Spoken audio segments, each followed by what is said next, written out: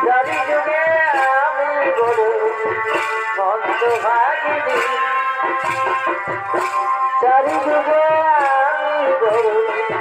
মন্দ ভাগিনী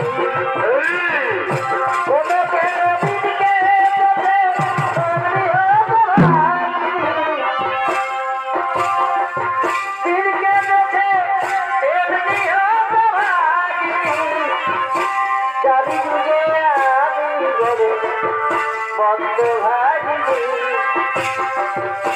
চারি যুগে আমি বড় মন্দ ভাগিনী সতের ধারা যেমনি করে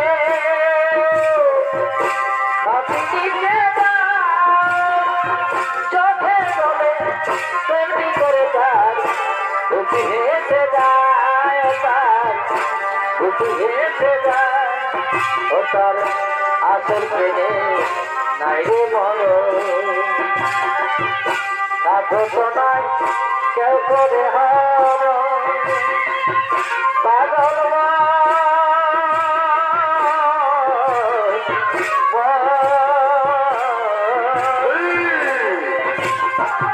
কেটে কেটে যাইতে কেটে কেটে যাইতে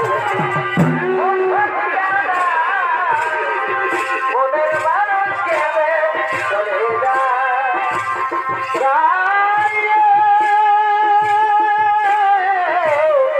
মনের মানুষ কেটে চলে যায় কেটে কেটে যাইতে হেঁটে কেটে কেটে যাইতে হেঁটে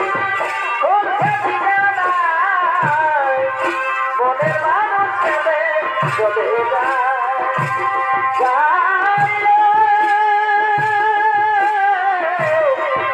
মনের মানুষ কেটে চলে যায়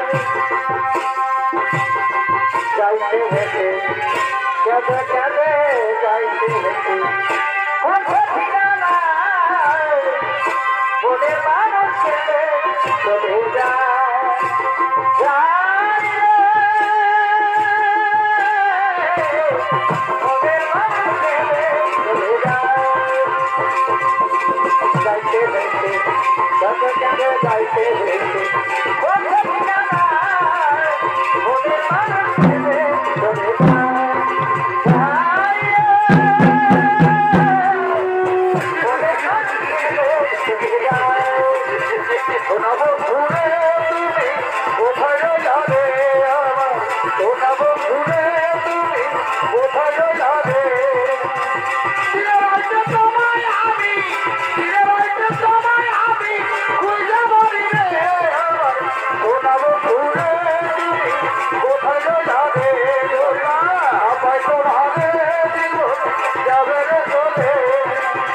প্রথম দেখার কালে বন্ধু কথা দিয়েছিলে প্রথম দেখার কালে বন্ধু কথা দিয়েছিলে ভুলিবে না মরে ভুলিবে না মরে এ দিল গেলে সোনা বন্ধু রে কোথায় যাবে যদি না পাই তো ভাবে যাবে রে চলে বলো বলো হরি বলো বলো হরি বলো রে বলো বলো হরি বলো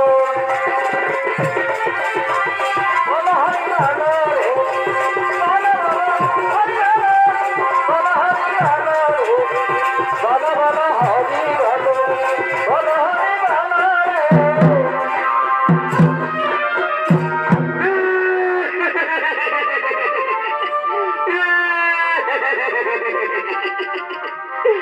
আমি হলাম রাক্ষসী রাঠু আমি যখন ওই সমুদ্রের অগাধ জলে নামি তখন ওই সমুদ্রের জল হয়ে আমার হাঁটু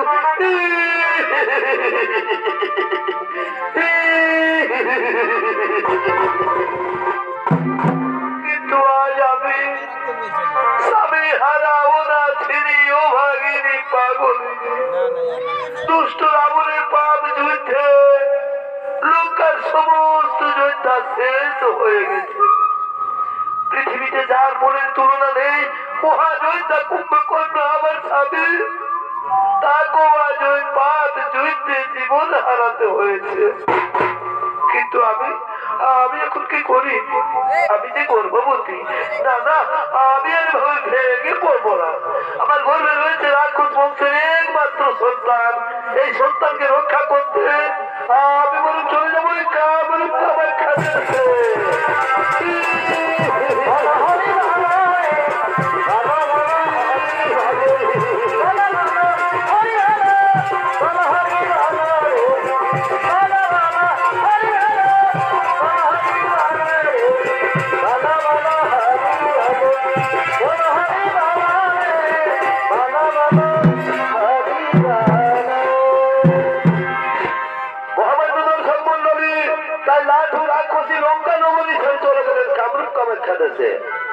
সেখানে গিয়ে এক মহাবলী সন্তানের জন্ম দিলেন লাঠু, আর সেই সন্তানের নাম রাখলেন ভীম।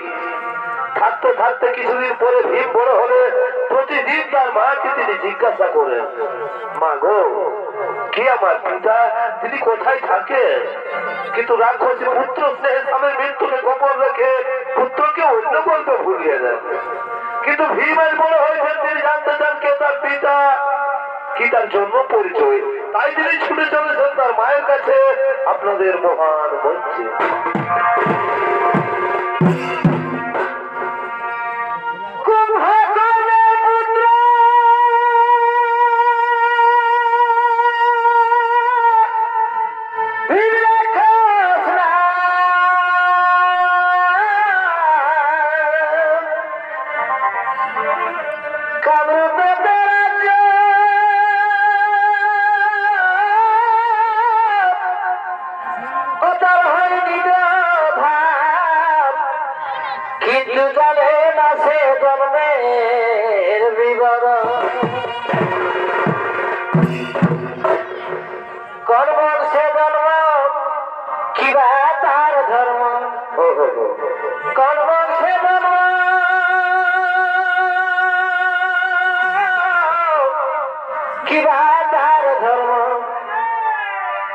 জিজ্ঞাসিতে আছেন মাতারে,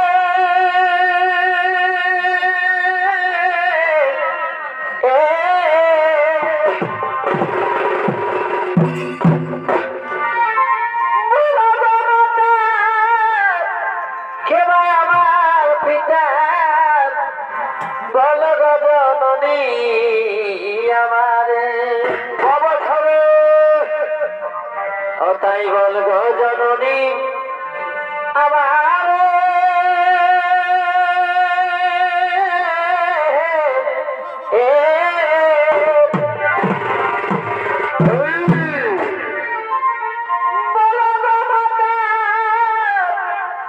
আমার পিতা বল গো জননী আমার।